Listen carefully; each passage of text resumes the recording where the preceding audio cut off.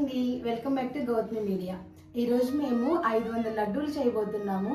So 500 లడ్డూలు ఎలా చేస్తున్నాము, తర్వాత అది ఎంత ఈజీగా మేము చేస్తున్నామో మీ అందరికీ నేను చూపించబోతున్నాను. సో చెప్పాను కదా 500 లడ్డూస్ చేస్తున్నామని. సో 500 లడ్డూస్ చేయడానికి మనకి ఫస్ట్ ఇంత మంచి ఫ్రెండ్స్ గ్రూప్ ఉండాలి. ఫ్రెండ్స్ గ్రూప్తో పాటు ఒక మంచి మోటివేషన్ కూడా ఉండాలన్నమాట. సో ఆ మోటివేషన్ ఏంటి, అందరం కలిసి 500 లడ్డూస్ ఎందుకు చేస్తున్నామో మనం కనుక్కుందాం వీళ్ళనే అడిగి. లిఖిత గారు, మనందరం ఇప్పుడు 500 లడ్డూస్ ఎందుకు చేస్తున్నాము? ఆదివారం నెదర్లాండ్స్ లో హూప్దోర్ప్ లో శ్రీరాముని పట్టాభిషేకం జరుపుకుంటున్నాం ఏప్రిల్ 12న. అందుకే ఈ రోజు ఇంతమంది కలిసి లడ్డూలన్నీ చేస్తున్నాం. సో గౌతమి గారు, ఈ 500 లడ్డూస్ ఎట్లా చేస్తున్నారు? అంటే మొత్తం ఒకేసారి చేస్తున్నారా లేకపోతే ఎలాగా? లేదండి, మేము 2 బ్యాచెస్ గా చేస్తున్నాము. ఫస్ట్ బ్యాచెస్ కి 4 కేజెస్ పిండి కలిపానండి. 4 కేజెస్ కి 250 లడ్డూలు అవుతాయండి.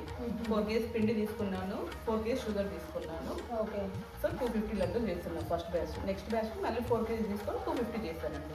సో 500 లడ్డూస్ ఒకేసారి చేయకోకుండా 250 చేస్తున్నారు అనమాట. ఎందుకంటే ఇక్కడ వెజల్స్ కూడా అంత పెద్దగా లేవన్నమాట. సో అందుకని వాటికి తగ్గట్టుగా 250 చేస్తున్నాము.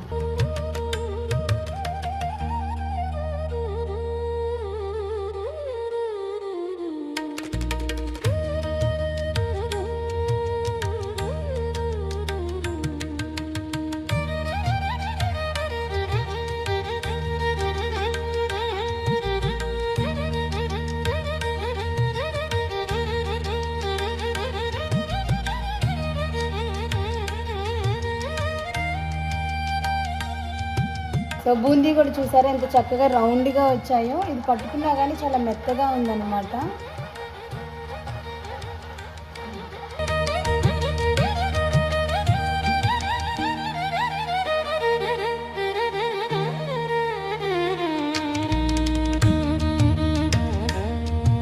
లడ్డూకి బూందీ, డ్రై నట్స్, ఇలాచీ పౌడర్, పచ్చకర్పూరం రెడీగా ఉంది.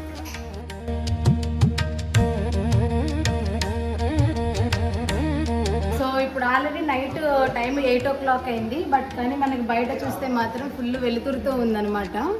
సో ఆల్మోస్ట్ డిన్నర్ టైం అయింది కదా. సో లిఖిత గారు అయితే మా అందరి కోసం డిన్నర్ ప్రిపేర్ చేశారు. ఏం ప్రిపేర్ చేశారో చూద్దాం రండి. సో లిఖిత గారు ఏం ప్రిపేర్ చేశారు డిన్నర్? ఈ రోజు డిన్నర్ కోసం పొంగలి, పల్లి చట్నీ చేశాను.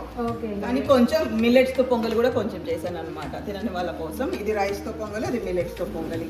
వావ్, ఈ మధ్య అందరూ మిల్లెట్స్ అంటున్నారు కదా. సో అలాగే లిఖిత గారు కూడా మిల్లెట్స్ తో పొంగల్ చేశారంట. లిఖిత రెండు చాలా బాగున్నాయి. Thank you Priya. బాగున్నాయా? లిఖిత పొంగల్ చాలా బాగుంది, మిల్లెట్స్ కూడా బాగుంది. Thank you. సో ఇప్పుడు మేము చక్కగా ఈ పొంగలి మిల్లెట్స్ తినేసి మంచిగా అందరం కలిసి లడ్డూలు చుట్టాలి. మొత్తంలో మనము వంట చేసేటప్పుడు జనరల్గా మనకి మనం రెగ్యులర్గా యూజ్ చేసే స్టవ్స్ అయితే అంత ఎక్కువగా మనకి హెల్ప్ అవ్వవు. అండ్ ఆల్సో మనకి నెదర్లాండ్స్లో యాక్చువల్గా కిచెన్స్ కొంచెం చాలా చిన్నగా ఉంటాయి అన్నమాట. సో అందుకని ఇక్కడ మేము ఏం చేసామంటే ఆన్లైన్లో ఒక స్టవ్ కొన్నాము. దాని తర్వాత సిలిండర్ అనమాట. ఇది ఇంట్రా టౌన్, తర్వాత రంజైన్ అనే షాప్స్ ఉంటాయి. అక్కడికి వెళ్ళి మనము ఫుల్ సిలిండర్ కొనుక్కోవచ్చు. అయిపోయిన తర్వాత మళ్ళీ వాళ్ళ దగ్గరికి వెళ్తే వాళ్ళే మనకి రీఫిల్ చేసేస్తారంట ఈ సిలిండర్. ఈలోగా 4 kilos షుగర్లోకి తగినంత నీళ్ళు పోసుకొని పాకం కూడా రెడీ చేసుకుంటున్నాం. ఇది తీగ పాకం వచ్చే వరకు వెయిట్ చేయాలి.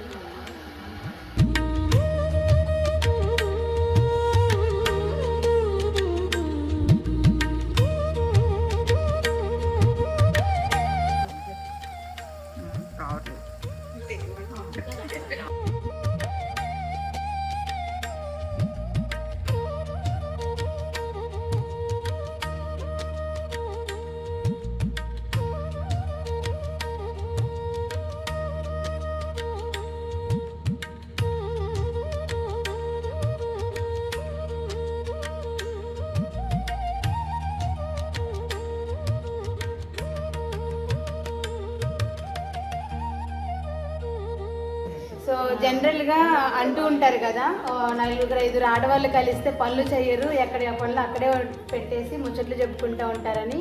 కానీ మేమందరం కలిసి దాన్ని కొట్టేసేసాము. చూడండి, మేమందరం కలిసి చక్కగా లడ్డూలు చేసాము.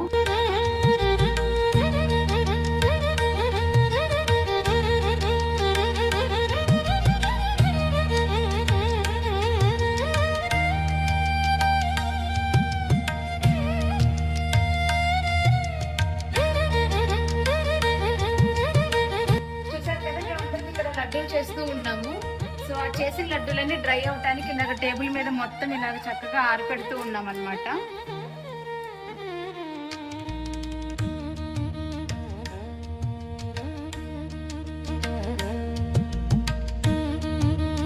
ఆల్రెడీ మేము లడ్డూలన్నీ చేసేసి ఇలాగ ఆరబెట్టాము. మళ్ళీ ఇంకొకసారి సెకండ్ రౌండ్ అయితే చేస్తున్నాం అనమాట. సో ఫైనల్ గా రామకార్యం అయితే పూర్తయింది. మేము అందరము కలిసి చక్కగా లడ్డూలు అయితే సక్సెస్ఫుల్ గా ఫినిష్ చేసాము. సో మీ అందరికి ఎలా అనిపించింది ఇదంతా? ఫారిన్లో ఉన్నా కూడా ఇక్కడ అందరం కలిసి సాంప్రదాయంగా అన్నీ చేసుకున్నాం కదా, అందరికీ సంతోషంగా ఉంది. ఇలా ఫారెన్ లో ఉన్న మన ట్రెడిషన్స్ ఫాలో అవుతా అంతా మన పిల్లలకి అన్ని చూపిస్తా ఇలా చేసుకోవడం చాలా హ్యాపీగా ఉంది. జై శ్రీరామ్.